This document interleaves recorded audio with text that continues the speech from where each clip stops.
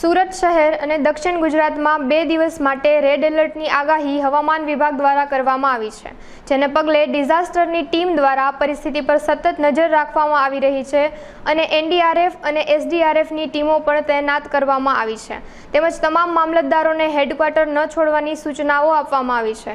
ત્યારે ભારે વરસાદની પરિસ્થિતિને લઈ તંત્રએ પોતાની કામગીરી શરૂ કરી દીધી છે। આ ઉપરાંત નીચાણવાળા વિસ્તારમાં રહેતા લોકોને પણ એલર્ટ આપવામાં આવ્યા છે। અત્યારે કાર્યરત છું। સુરત જિલ્લાની અંદર આપણી પાસે એક એનડીઆરએફની ટીમ છે અને એસડીઆરએફની ટીમ પણ તૈનાત છે।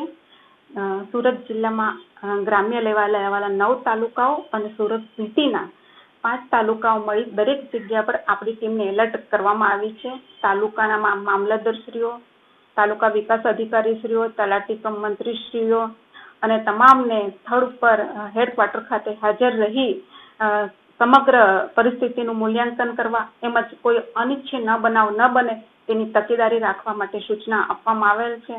તેમજ જો કંઈક વધારે આપત્તિ જણાય એના માટે ડિઝાસ્ટર કંટ્રોલ રૂમ સુરત ખાતે પણ કાર્યરત છે 24 કલાક અને જે કંઈ પરિસ્થિતિ હોય તેને પહોંચી વળવા માટે ટીમ તૈનાત છે।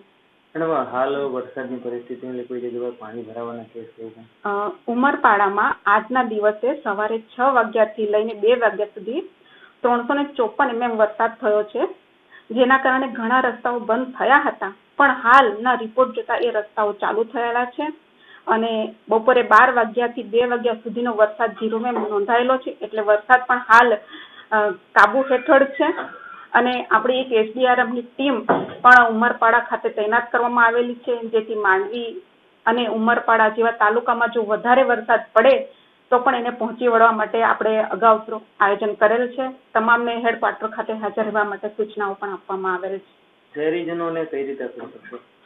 શહેરીજનોને અપીલ કરીશ કે જો વધારે વરસાદ આવે તો આપણો કંટ્રોલ રૂમ છે, એમની પર તમે કોન્ટેક્ટ કરી શકો છો અને આપણી ટીમ પણ તૈનાત છે આપની સેવામાં।